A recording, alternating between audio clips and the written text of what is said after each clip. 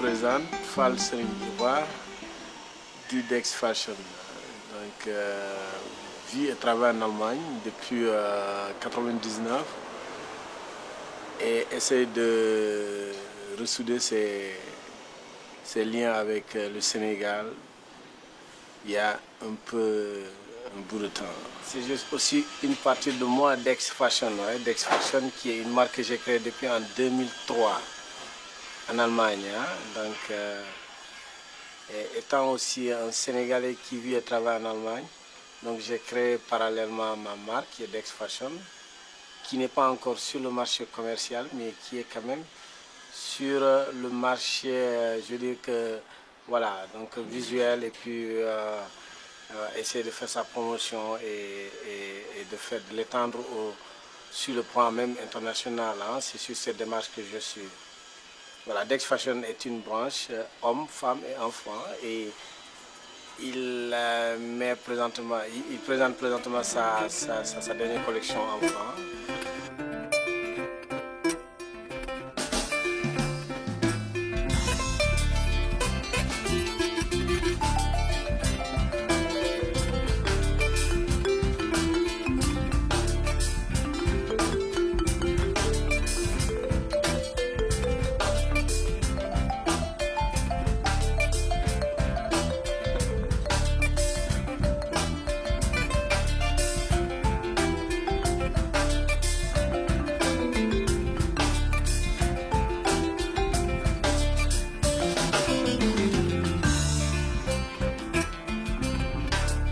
Sanube moda felam bedila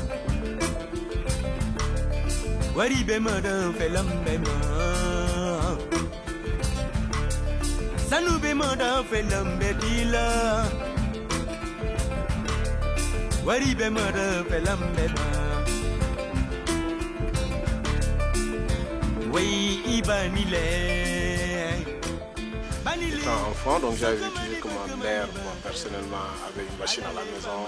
Et mes soeurs cousaient, toutes mes petites soeurs cousaient. J'avais deux petites soeurs avec elles, ils faisaient bricoler, moi j'étais à l'école. Et j'avais un frère avec qui, voilà, que je visitais les après-midi.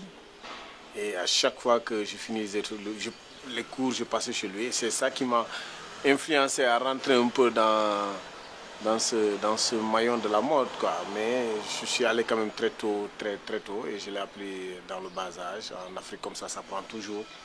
Ça dit, voilà, on te confie quelqu'un, et puis voilà, tu es là-bas pour un moment d'apprentissage qui peut prendre souvent 4 ans, 5 ans. Il y a d'autres qui peuvent aller 3 ans, 2 ans, même si tu veux aller chercher de l'argent. Mais pour l'apprendre, je dis que le standard classique, peut-être, c'est dans les 3-4 ans, mais en Afrique, ça peut aller jusqu'à 5 ans, 6 ans, et même peut-être plus si la personne qui vous apprend est encore un peu plus attachée à vous. Hein. Donc c'est dans cette maillon-là que je suis rentré, et ça m'a plu. Et voilà, donc jusqu'à arriver à créer ma propre voilà, destination, c'est travailler sur le terrain au Sénégal. Et de là, j'ai voyagé. J'ai voyagé un peu dans l'Afrique de l'Ouest à mes débuts. Donc, quand j'avais fini mon apprentissage, et voilà, ça m'a permis de faire un peu le Nigeria. Donc, Abidjan d'abord, le Nigeria, et après je suis revenu aller au Niger et revenir, il y avait le Togo. Mais en faisant tous ces pays, je me suis toujours basé à Abidjan. Hein, donc, mais pour vous dire que comment est-ce que je me suis entré dans la mode et comment est-ce que, voilà, le fait d'aimer ce métier, quoi. Donc, dans tous ces pays que je voyageais, je ne faisais que, ça fait de la couture. Hein, donc, moi, je ne connais que la couture, le tissu, le textile, le ciseau, la machine.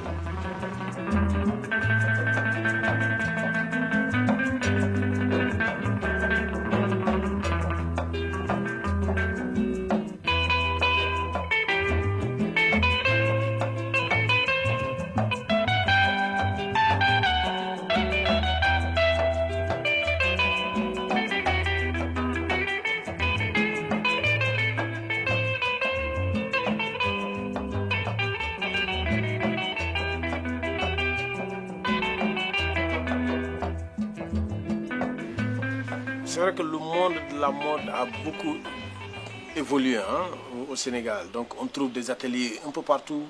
Chacun fait son petit truc dans un petit coin, chacun fait sa manière, sa stratégie. Bon, voilà quoi, pour faire propulser un peu ce qu'il fait quoi. Bon, tu peux t'appeler styliste, comme tu peux t'appeler designer, comme tu peux t'appeler modéliste, comme tu peux t'appeler comme tu veux quoi. Mais parce que tu es en train de produire quelque chose que les gens portent. Mais il y a quand même des gens connus sur le terrain qui sont producteurs de vêtements. Hein. Donc moi je peux l'appeler ainsi. À part ça, il y a des femmes qui sont sur le terrain, des références. Bon, je veux dire qu'actuellement, que le Sénégal peut se dire que c'est des références. C'est les personnes qu'on peut se référer, hein, qui sont collées à Ardossao, hein, donc, et puis qui organisent déjà au Sénégal son grand festival annuel voilà, quoi, de mode. À part ça, il y a aussi Oumoussi, qu'on connaît très bien aussi, qui a aussi fait sur le plan international avec voilà, l'expo de Hanover en Allemagne. Bon, sinon, pour moi, je dis qu'au Sénégal, je dis, on peut se référer sur ces deux-là sur le plan international. Hein. Ça, c'est déjà un point. Et donc, dans ces catégories, il n'y a pas d'hommes. Hein. Donc voilà, pratiquement, il n'y en a pas. Hein. Peut-être si la question n'est pas faite en général pour l'Afrique, en Afrique, on en trouve souvent beaucoup plus en Côte d'Ivoire. Hein. En Côte d'Ivoire, on peut beaucoup trouver voilà, des designers, que je ne vais pas citer le nom, hein, donc ils sont vraiment beaucoup, voilà, et qui sont vraiment dans le secteur et qui sont très organisés, hein, voilà, qui sont très organisés techniquement, hein, voilà, qui sont très organisés. Hein, donc tu vas en Afrique du Sud aussi, tu en trouves beaucoup, mais dans l'Afrique de l'Ouest, franchement, à part la Côte d'Ivoire, c'est peut-être après c'est le Ghana. Hein, mais au Sénégal, vraiment, on peut se référer sur deux personnes qui est Oumoussi et Collé Ardossao. Ça, ce sont les deux où vraiment, c'est les références pour le moment au Sénégal.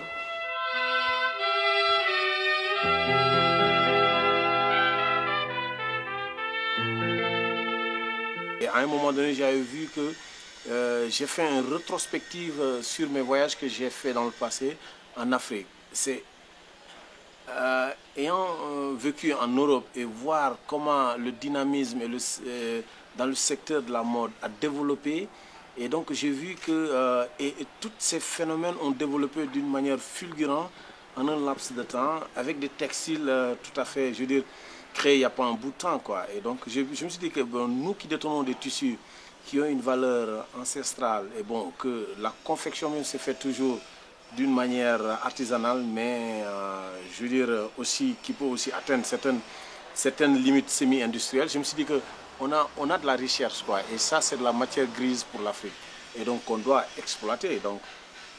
Donc quand tu vois dans tous ces pays de l'Afrique de l'Ouest, donc tu peux aller au Ghana. Ghana, quand on connaît le secteur du Kenten, ce que ça peut donner, hein, et ce que ça a pu donner à un moment donné aux États-Unis sur une boom.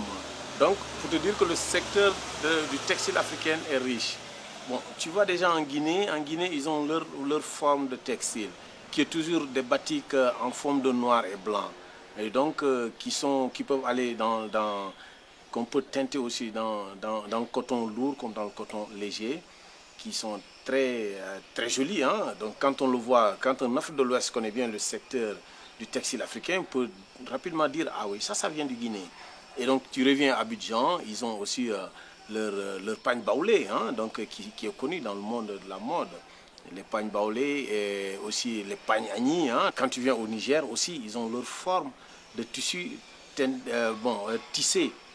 Donc vous voyez, ça c'est en fait c'est ce monde-là qu'il faut réorganiser. Et je dis, bon, il est déjà organisé hein, qu'il faut vraiment essayer de dynamiser dans un contexte plus attractif, d'une manière productive. Hein. Donc, parce que le textile africain, je peux dire qu'elle est recherchée. Bon, elle est recherchée, mais elle n'est pas valorisée.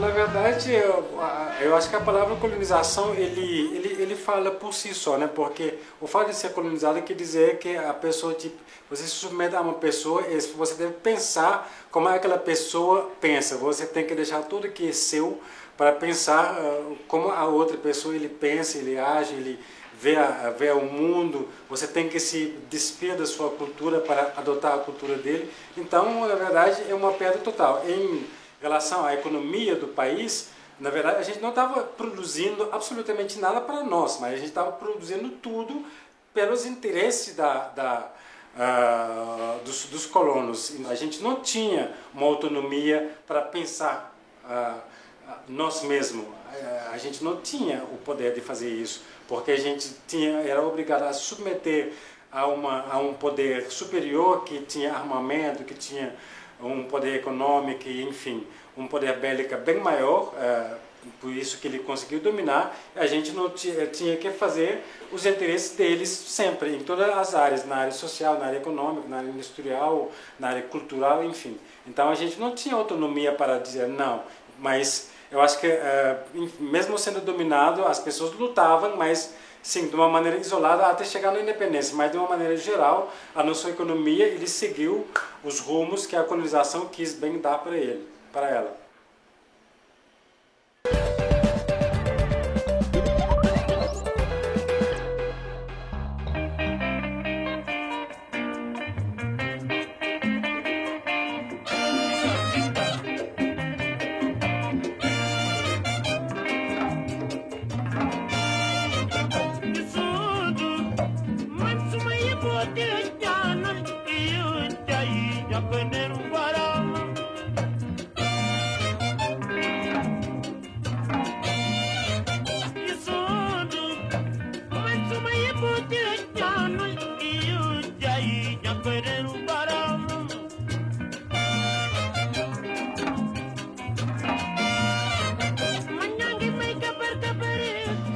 Moi, je trouve que c'est aussi quelque chose qui m'a toujours aussi véhiculé l'idée de mélanger, mais de faire le métissage entre les deux. J'ai toujours aussi utilisé des coupes européennes et du textile africain.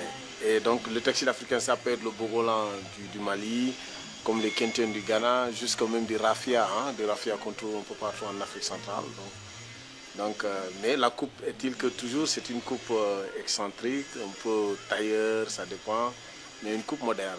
Donc voilà, et donc je peux aussi sur mes petites touches utiliser des coupes un peu plus larges, trapèzes, pour un peu plus africaniser, quoi.